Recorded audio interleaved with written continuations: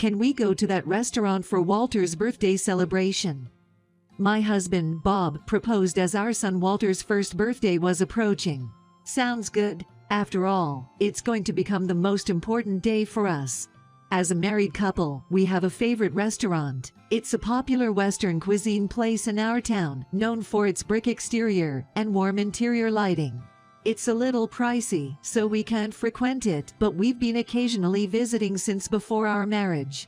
Originally, Bob took me there for my birthday celebration, which I had been wanting to go since we started dating. The ambience, the taste of the food, everything was top-notch, and from then on, we both fell in love with it. Even the place where Bob proposed was there. Bob coordinated with the restaurant staff for a surprise proposal. That they can accommodate such requests is another charm of this restaurant. Since then, we've been dining there every year on our engagement anniversary. Even when I was feeling a bit off during my pregnancy last year, I could still eat the food from that restaurant. It's quite amazing. That place, where we've created many memories. And now, the place where we celebrate our child's birthday. It made me realize again that our life is now centered around our child. I want to raise him carefully, so that he can grow up to be happy. I wonder what kind of person he will become when he grows up. I wonder if he will go through a rebellious phase when he becomes a teenager.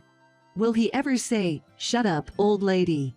These imaginations make me giddy. Whatever, I just want him to be healthy and lively. That's the best wish as parents. Bob's career was going well, which was great, but it also meant that he was busy. But no matter what, we would spend Walter's birthday as a family of 3 at that restaurant. We never faltered on that. During that time, he would even turn off his cell phone to prioritize family time. I must say, we make a wonderful family. Walter, Bob, and I were always laughing. Delicious food, a place full of memories, and a family we adore. Pure bliss. It's like something out of a picture book. I wished for this happiness to last forever.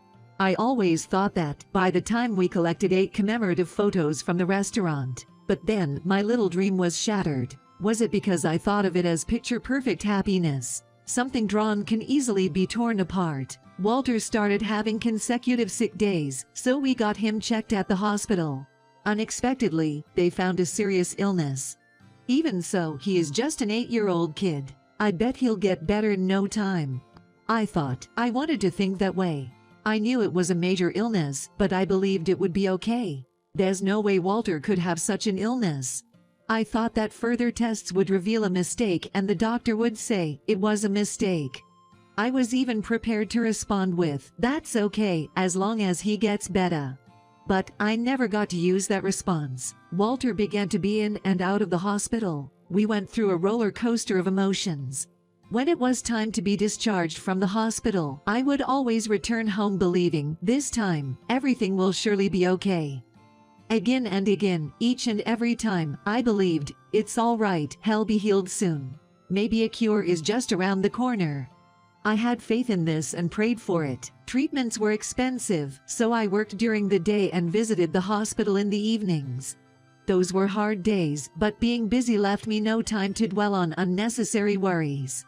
Even amidst such a life, I never missed having a meal at that restaurant for Walter's birthday. His 9th birthday. Next time, let's come back when you're feeling better. His 10th birthday. It's okay, you'll surely be better by next year. Even as I said these words, Walter's condition was deteriorating. He was fighting hard despite painful treatments. The doctor would say, "We don't know what will happen from here." But I believed, if it's unknown, that means there's still a chance for complete recovery. That's how I spent each day. I would always tell Walter, "We're definitely going to beat this, let's keep fighting." Walter also believed that he could get better and kept on fighting. Seeing him fight gave me and Bob the strength to keep going. It felt like we were helping each other out. As his 11th birthday approached, Walter was having a hard time even standing on his own. "It's okay, this is only temporary. We're going to get through this soon. Let's keep fighting." That was all I could say. The same doctor who said they didn't know started saying that full recovery would be difficult. How many years or months he could live, they didn't know. The unknown suddenly changed to the worst possible meaning. Several months, I felt as if reality had suddenly drawn closer, as if someone had grabbed and crushed my heart. He will be 11 soon, but this year, going to the restaurant was out of the question. It's okay, we can go again when you're better. I just couldn't let go of hope. So this year, I thought we should put his health first and skip the restaurant for his birthday. But then, Walter said in a pained voice, I want to go to that restaurant. I want to get out once in a while too. That stabbed at my heart again. You're right, you've been fighting the treatments all this time. We should go to the place you like for your birthday. I spoke to his primary physician and got permission for him to go out. It was a time-limited outing, but he enjoyed the outside from his wheelchair after a long time. Walter, happy 11th birthday. I told him with all my heart, thank you. Walter could barely eat, but he was smiling very happily. Bob also smiled gently. Seeing everyone's smiles gives us the strength to face forward and keep living. That's how we are now. But it's okay, there will come a day when we'll be able to laugh about these hard times. That was the only thing I could believe in.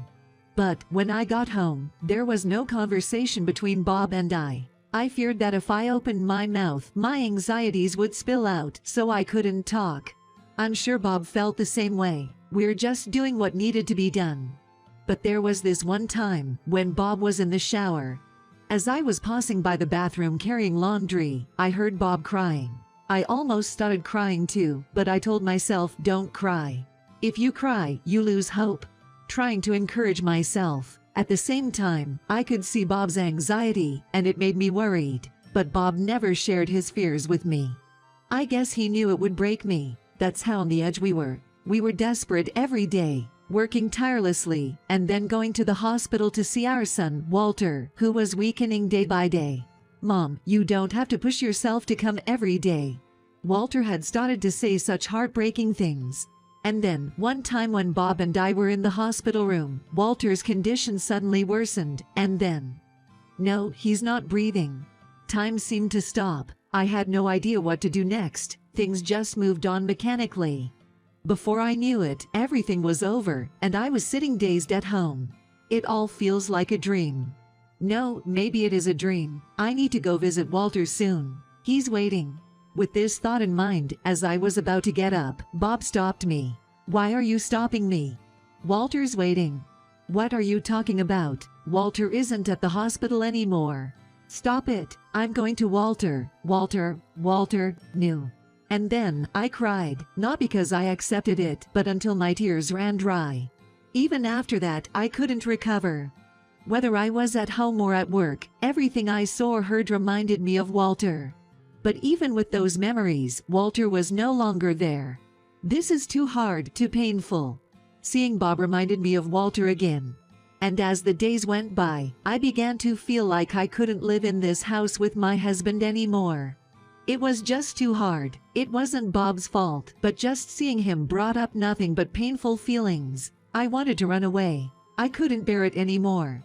So, I handed Bob the divorce papers. I'm sorry, Sophia, I understand how you feel. Let's go to that restaurant one last time on Walter's birthday. After that, we can submit the papers. Walter's birthday approached close all too soon. That restaurant? Actually, I didn't want to go. Even though I loved that place, I knew it would remind me of Walter and make me sad. Let's make it our last time. I'm sure Walter would have wanted that. Let's say our proper goodbyes there. Sophia. Tears were flowing from Bob's eyes. You're right. It was supposed to be Walter's 12th birthday. We went to that favorite diner of us, just the two of us. Leaving Walter's usual seat empty. Neither I nor Bob spoke a word. To be exact, we couldn't. Just, tears kept on flowing. Walter, he always smiled there. Even when he got sick, he would sit there and smile, albeit weakly. Always there. We won't be able to see that smile anymore. He was supposed to go through that rebellious phase, calling me an old hag. We won't get to hear that anymore. That realization hit me hard. I shouldn't have come. I can't do this. I should go home early. Just as I thought that, the diner's lights suddenly went out. A waitress was walking with a birthday cake lit by candles, singing a birthday song. It was a birthday surprise, just when we're feeling like this, someone else is having a birthday. How ironic, I should have left earlier. As I was thinking that, the cake was brought to our table. Happy birthday. The waitress said that, placing the cake in front of Walter's usual seat. They even brought meals for 3. Why? That's an empty seat. Please, enjoy at your own pace. There was also applause from other customers. Placing a cake at an empty seat and applauding, what kind of joke is this? I thought Bob had arranged it and looked at him, but he was as surprised as I was. Excuse me, we only ordered 2 meals. And the cake? That's okay, it's a promise with Walter. What? The man who said that was the diner's owner.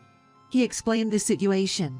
While Walter was in the hospital, the owner had gone to visit an acquaintance and happened to meet him. He prided himself on remembering customers' faces and immediately recognized Walter, who had been coming for his birthday every year. He couldn't resist speaking to Walter, who sat in his wheelchair looking distant, and they had a conversation.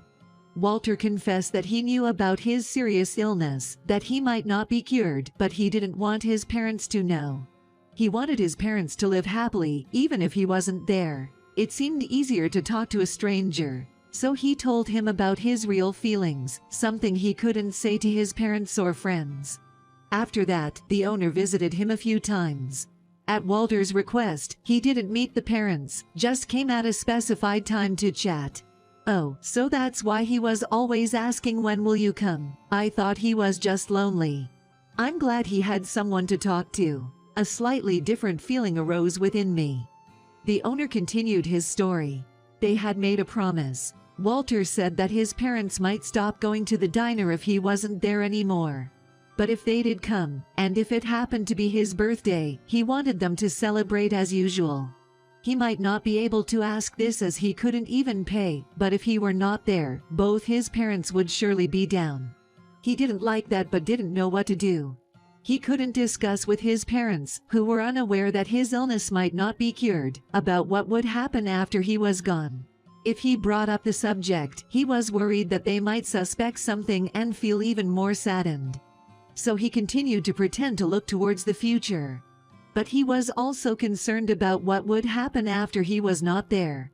Upon hearing Walter's words, the owner was surprised, a 10-year-old talking like this. And so, the owner promised Walter, if your parents happen to make a reservation at the restaurant on your birthday, I will make sure we celebrate it. Consider it a gift from me. You don't have to worry about the cost. Upon hearing this, Walter said, thank you, and showed a relieved smile. The owner felt somehow saved by that smile. I had no idea. It felt like I was seeing a side of Walter I never knew. Knowing Walter's feelings, I was ashamed of how helpless and negative I had been all this time. Thank you for the cake, for listening to Walter's story and his feelings. Not at all, I'm the one who should be thankful. I'm glad I got to meet Walter. Now, please take your time. After the owner left, I looked at Bob straight on for the first time in a long time. Bob seemed to be thinking the same thing. No words were needed. I understand. Why didn't I realized Walter was always with us? In me, in Bob, as long as we don't forget, Walter will live on. If we try to forget because we don't want to remember, at that moment Walter will truly be gone. I thought so. When I tried to convey this, Bob silently nodded, with a very gentle smile. That face overlapped with Walter's smile.